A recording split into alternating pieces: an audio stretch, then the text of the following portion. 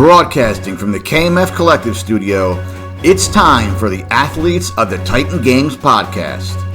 This limited release show features the stories of the 2020 contestants of Dwayne "The Rock" Johnson's athletic competition, NBC's The Titan Games. Now, here's your host, Katie Galley. Hi, everyone, and welcome to Season 2, Episode 24 of the Athletes of the Titan Games podcast. I'm your host, Katie Galley. In the KMF Collective Studio with me today, I have Titan Games athlete, Director of Quality at a Pennsylvania pharmaceutical company, and former NCAA Division III heptathlete, Alexis Balliet. How are you doing, Alexis? I'm good. Thanks for having me on the show. Of course. I'm super excited to dive in and learn more about your story specifically. I mean, of all of it, but about your D3 venture as a heptathlete, because I have a background in being a Division III track athlete too. So I love people who competed D3, went track. So super excited to dive in. So Alexis, just to kind of get to know your background a little bit, and of course, what set you on this path today, can you share with us where you grew up and how, if at all, was your childhood shaped by athletics? Yeah, so I grew up in New England. I was born near Boston, and we moved to New Hampshire. So that was really my hometown's in New Hampshire. And my mom really got me into fitness. That's where I had to say my roots really grew is from her. She had 4 jobs at one time, sometimes 3. Wow. And one of those was a fitness instructor. So she would teach those aerobic classes and kickboxing and all of these things. So from the day I was born, I've been in the gym. So I got to see these strong women lift all these weights. And while I'm a toddler, and it was just really inspiring to me. And it kind of gave me that light to start my fitness journey. I mean, I love that, having someone to look up to, and then too being surrounded by these strong women who then probably unknowingly at the time ended up shaping your own fitness journey. And so then, Alexis, for you, having that experience at an early age in the gym, how did that kind of set you then on that trajectory to ultimately, go to college as a heptathlete? Yeah, so the reason we had to really go and watch, I guess you could say, my mom during her fitness classes is because we didn't have too much money to afford babysitters or anything like that. So we kind of tagged along during her jobs. But it really got me thinking, okay, what can I do and continue to reach to be successful and to hopefully, if I have children one day, be able to provide and go on that path. So I ended up going to school and I got a master's in biotechnology, and I was able to compete in track and do all of these, honestly, blessed things or activities that I know most don't have the opportunity to do. So it really kind of took off from there. Absolutely. I love that athletics then opened that door for you. But then Alexis too, I mean, majoring in something like biotech, that's doesn't sound like exactly an easy thing to major in while trying to manage life as a student athlete. So why biotech? Did you already know what you wanted to do after graduation? I had an idea, I would say. I didn't know really where it would go. I knew I wanted to get into possibly the pharmaceutical route. That's really where my head was at during grad school. And having sports, after I was done with Division III sports, I ended up being just a coach for track as well, because I couldn't just kind of completely be done. I knew I needed to be some part. So while I was getting my master's, I helped coach a little bit just to stay active in it, because it's hard to just cut the cord right away. Yeah. Absolutely. I definitely can appreciate that, and wanting to be just involved with the sport in another way. So that's great that you got to then continue with coaching. So did you coach at the college that you went to? I did, yeah. I love it. Staying in your roots, the place that you love. So getting to continue that on. And so then, Alexis, when you continued to pursue coaching while you were getting your master's, did you just realize that maybe coaching at that time in your life was just not for you?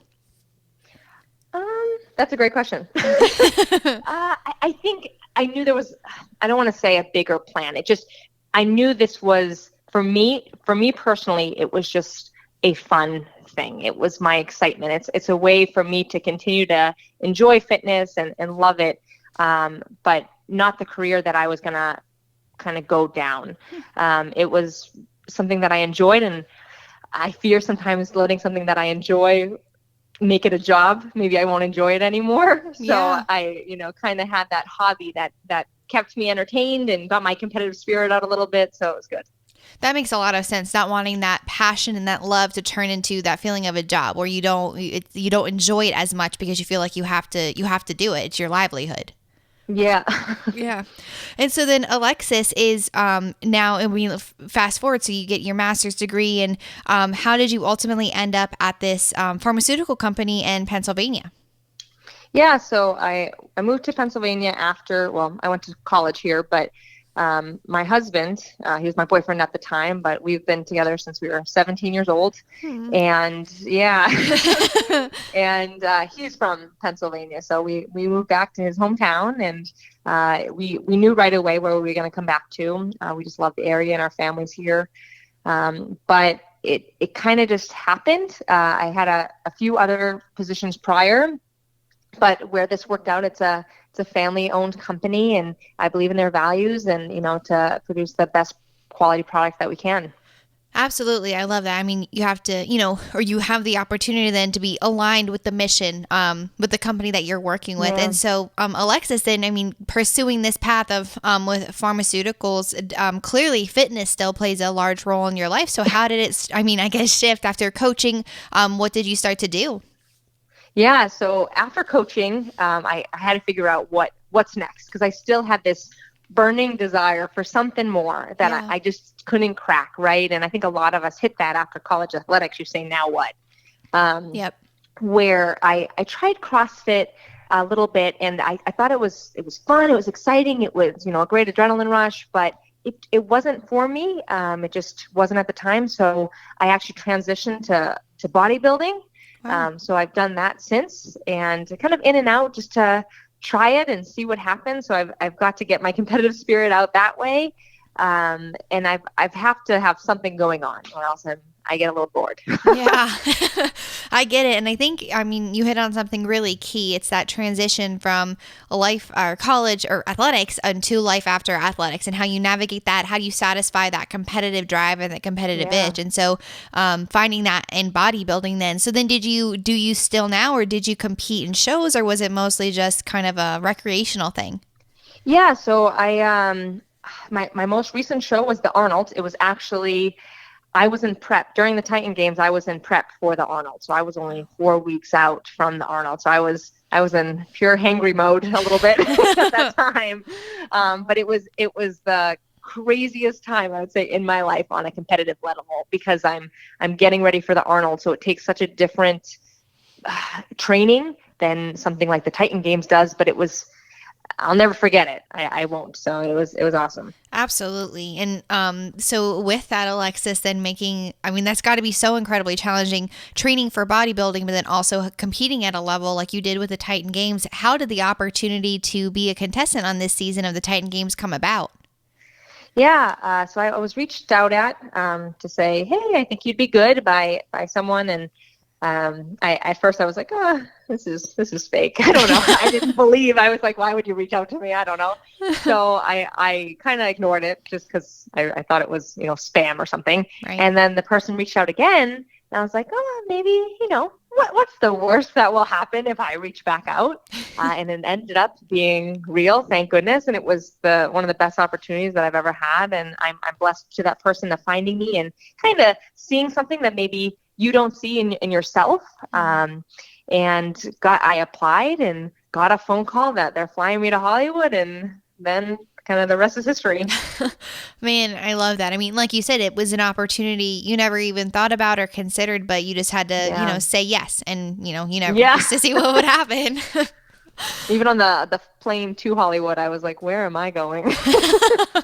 I love that. So unsure, having no idea, but you still said yes because you wanted to see what this was about. And so, Alexis, from there, having that opportunity to compete and just be kind of surrounded by all these people, overcoming different obstacles, and you two persevering and, navigating that transition after college, figuring out what you're going to do next. After having this experience and being surrounded by these fellow Titans, what would you say is your definition of a Titan?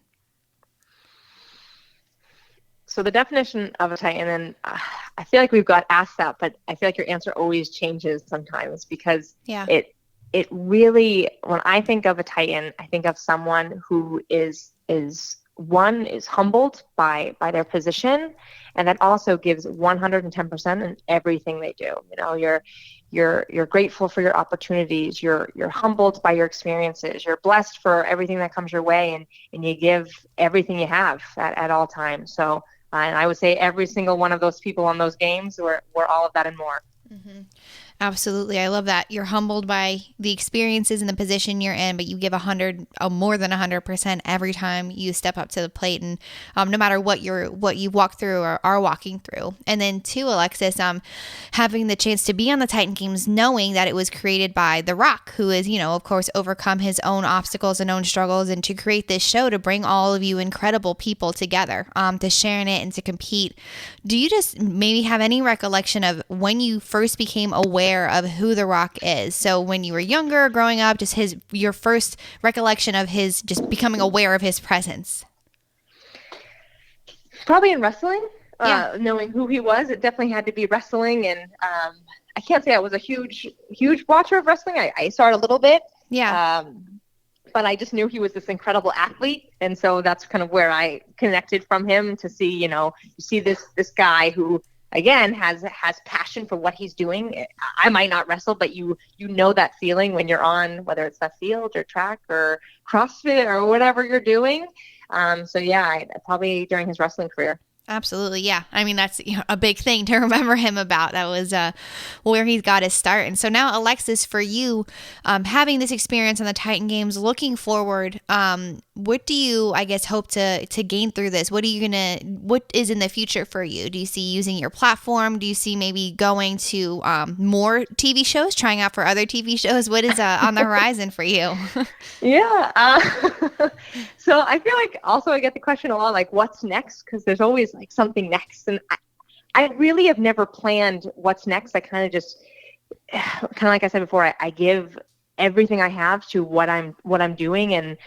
And if things come my way, I possibly say yes and kind of go for it. Of course, it has to make sense, and has to be a great opportunity and something that, you're honored to be a part of. And TV, I don't know. I guess we'll see. I didn't even know if I would be on the Titan Games. That was a shock. So that was amazing. Right. I live in a small town, so it's nothing like Hollywood. I'll tell you that right now. But we'll see. We'll see. I'm excited to whatever comes next. I know, hopefully only positive things. Oh, yeah, absolutely. And again, I mean, you could just, whatever comes, like you said, I love that you give everything so that what you're currently working on, what you're currently focusing on. But as those opportunities come up, being aware of them and then being willing to say yes, no matter what they could be or lead to.